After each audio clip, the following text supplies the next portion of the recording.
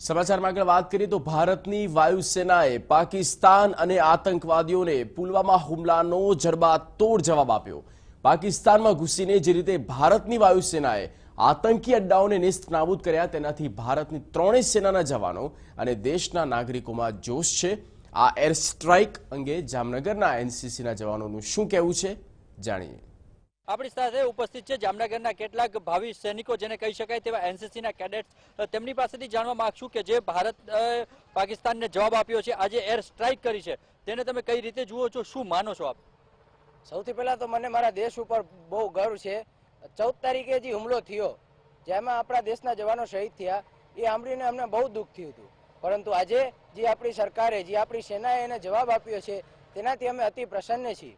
અમને ભારત દેશ એક એવો દેશ છે જે શાંતિદૂત છે, અમે હજી શાંતિમાં માનીએ છીએ, પરંતુ જો પાકિસ્તાન બીજી વાર આવો હુમલો કરશે કે આવી કોઈ પ્રતિક્રિયા કરશે તો અમે એને જવાબ દેવામાં સક્ષમ છીએ। પાકિસ્તાન દ્વારા પુલવામા જે હુમલો કરવામાં આવ્યો હતો ત્યારબાદ દેશભરના યુવાનોમાં અને દેશભરમાં એક રોષની લાગણી હતી, શહીદો પ્રત્યે એક લાગણી હતી, અને ત્યારબાદ આજનો જે હુમલો થયો છે શું માનો છો, શું કહેશો?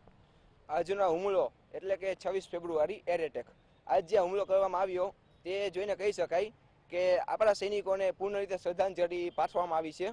અને આ જોઈને આપણે કહી શકાય કે આજે આપણે દેશ 21મી સદીમાં ચાલનારો છે, એટલે કે આપણા ઘરમાં ઘડીને કોઈ આપણે જો પંજો બતાવી જાય તો આપણે એ દેશમાં માનનારા છે કે એના ઘરમાં આપણે એને રહેવા લાયકો નથી જોતા। અને એટલે જ કે આજનો દિવસ એટલે 26 ફેબ્રુઆરી પ્લસમાં આના એર વિમાન એટલે કે 12 પ્લસનો સમય એટલે કે 3 કલાક અને પ્લસ 29 મિનિટ એટલે કે એ જોઈને કહી શકાય કે 56 ઇંચ એટલે ભારત દેશના જવાનોને આ સાબિત કરવાની જરૂર પડતી નથી, કેમ કે એ ઓલરેડી 56 ઇંચની છાતી ધરાવે છે। સરકારે જે પગલું લીધું છે, સરકારના આ પગલાને કઈ રીતે જુઓ છો અને ભવિષ્યમાં સેનાએ કઈ રીતે વળતો પ્રહાર કરવો જોઈએ, શું કહેશો? ઇન્ડિયા એટલે તમે શાંતિથી રહેવા માંગશો તમે શાંતિથી રહીશું, તમે અગર હુમલો કરવા માનો છો તો અમે હુમલો કરવા માની છે। એર સ્ટ્રાઇક આજના દિવસે 26મી જાન્યુઆરીમાં થવામાં આવી, 14 ફેબ્રુઆરી પછી 13મા દિવસે આ સ્ટ્રાઇક કરવામાં આવી હતી। હું ગર્વ મહેસૂસ કરું છું। જય હિન્દ। ભાવિ સૈનિકો તરીકે એનસીસીને જોવામાં આવે છે, આપની શું લાગણી છે કે સેનાનું જે આ પગલું છે તેને કેટલું તમે યોગ્ય માનો છો અને તમારી શું લાગણી છે? જય ભારત। મારું સપનું છે કે હું ભારતીય સેનામાં જોઈન થાઉં, એટલે જ મેં એનસીસી જોઈન કર્યું છે। આજનો જે હુમલો કર્યો એ ભારતીય સેના એ સાબિત કર્યું છે કે આપણે હું કાંઈ દુશ્મનથી પાછા પડી શકીએ એમ નથી ને દુશ્મનને મુંહતોડ જવાબ દઈ શકીએ છીએ। જય હિન્દ।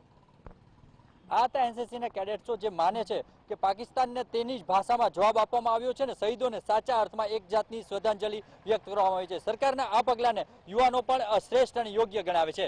કેમેરા પર્સન પ્રદીપ ત્રિવેદી સાથે દિવ્યેશ વાડા, TV9।